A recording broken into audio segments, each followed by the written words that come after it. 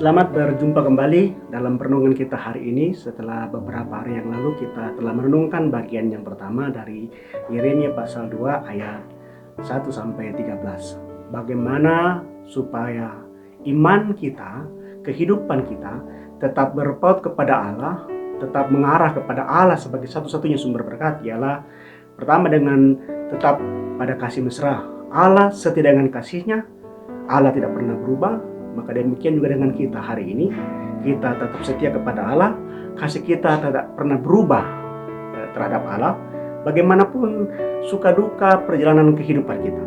Dan pada bagian yang kedua hari ini, kita akan merenungkan bahwa bagaimana agar hati kita tetap berpaut pada Allah, tetap mengarah kepada Allah sebagai satu-satunya Allah dan sebagai satu-satunya sumber berkat dalam kehidupan kita hari ini. Maka bagian yang kedua ialah tetap pada tanggung jawab. Ayat yang keempat sampai dengan ayat yang ke-9 pembacaan kita. Dengarlah firman Tuhan, hai kaum keturunan Yakub, hai segala kaum keluarga keturunan Israel. Beginilah firman Tuhan.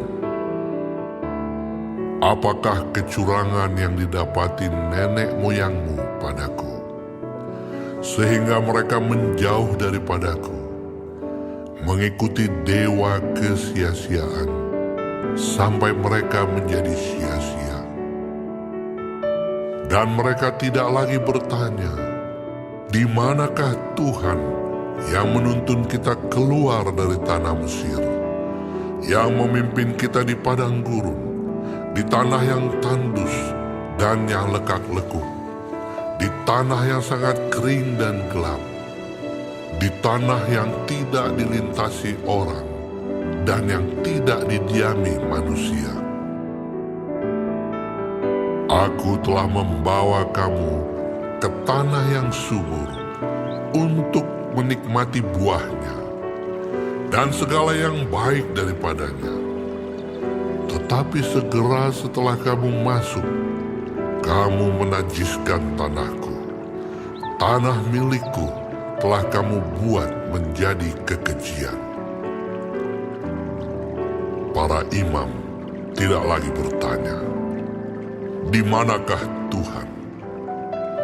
Orang-orang yang melaksanakan hukum tidak mengenal aku lagi. Dan para gembala mendurhaka terhadap aku. Para nabi bernubuat demi Baal.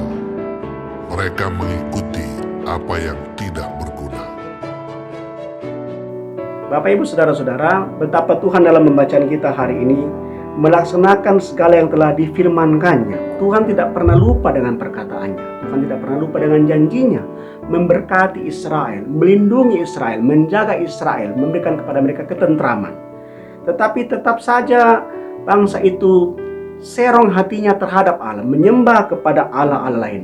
Karena itu juga Allah berkata dalam bacaan kita, apakah ada keserongan, adakah pernah kecurangan yang aku lakukan terhadap nenek moyangmu, sehingga engkau mengikuti Allah-Allah yang sia-sia, mengikuti kesia-siaan. Itu sebuah kritik yang keras dari Allah sendiri, mengingat kehidupan Israel yang telah berubah terhadap Allah. Sementara Allah senantiasa memberkati bangsa itu. Allah menepati janjinya. Allah melaksanakan tanggung jawabnya. Yang diminta ialah, Bapak Ibu Saudara-saudara, kita pun juga memiliki rasa tanggung jawab yang sama sejalan dengan kasih setia Allah kepada kita. Tuhan menghendaki kita agar kita tidak menajiskan diri.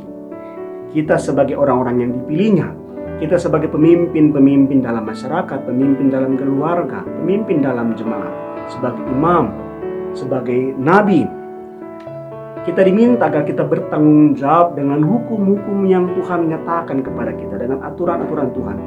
Bukan malah sebaliknya, memutarbalikkan kebenaran, melawan hukum-hukum Allah, atau sekedar mengajarkan kebenaran itu tapi tidak melakukan, seperti meletakkan kuk pada bahu orang lain. Karena hari ini, karena persoalan duniawi, ada begitu banyak orang lupa dengan tanggung jawab imannya, dengan tanggung jawab yang harus dilaksanakannya. Orang tua lupa dengan tanggung jawabnya untuk mengajarkan nilai-nilai iman Kristiani kepada anak-anaknya, nilai-nilai religius kepada anak-anak mereka. Orang tua disibukkan dengan pekerjaan. Memang kebutuhan mereka terpenuhi, anak-anak mereka terpenuhi, sekolah mereka terpenuhi, segala kecukupan mereka dalam rumah tangga terpenuhi. Tapi bagaimana dengan kecukupan spiritualitas dari keluarga mereka, anak istri mereka, pasangan mereka? Apakah setiap orang tua hari ini masih mengingat dengan tanggung jawab yang mereka telah sampaikan kepada Allah? Demikian juga dengan pemimpin-pemimpin dalam masyarakat. Bagaimana pemimpin-pemimpin dalam masyarakat sekarang, karena kecenderungan mereka mencari kekayaan, karena kecenderungan mereka mencari kekuasaan, mereka lupa dengan kebenaran. Mereka memutarbalikkan kebenaran. Kita lihat sekarang banyak di siaran televisi, bagaimana orang-orang yang diharapkan sebagai pembawa kebenaran, yang menegakkan kebenaran, yang menegakkan keadilan, justru kemudian berbuat yang jahat, justru berbalik melakukan ketidakbenaran di hadapan Allah. Sepertinya mereka tidak takut dengan hukuman Tuhan. Sepertinya mereka merasa Tuhan itu di mana, Tuhan itu tidak ada. Ini menjadi persoalan yang sangat penting bagi kita hari ini untuk kita sikapi secara iman, bahwa kita diminta untuk kembali mengingat tanggung jawab kita kepada Allah, tanggung jawab menyatakan kasih kita kepada Allah, tanggung jawab melaksanakan hukum-hukum Allah sebagaimana yang Tuhan ingin. Jangan heran kalau hari ini masyarakat sering main hakim sendiri. Masyarakat tidak percaya kepada lembaga-lembaga hukum, lembaga-lembaga pemerintah yang diharapkan untuk menegakkan hukum, menegakkan kebenaran, karena mereka melihat tidak adanya keteladanan dari pemimpin-pemimpin. Bukan hanya dalam masyarakat, juga dalam gereja. Bagaimana jika dalam gereja justru terjadi penipuan? Bagaimana jika dalam gereja terjadi korupsi? Bagaimana jika dalam gereja orang justru terjebak dengan judi?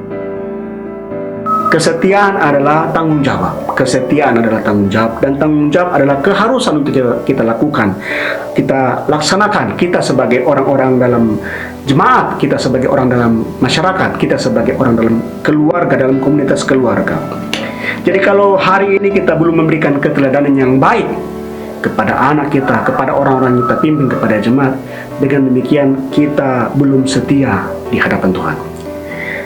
Tanggung jawab iman kita kepada Tuhan tidak hanya dinampakkan melalui cara kita beribadah, tetapi terlebih daripada itu, bagaimana pola hidup kita menjadi teladan kepada orang lain. Itu tanggung jawab kita.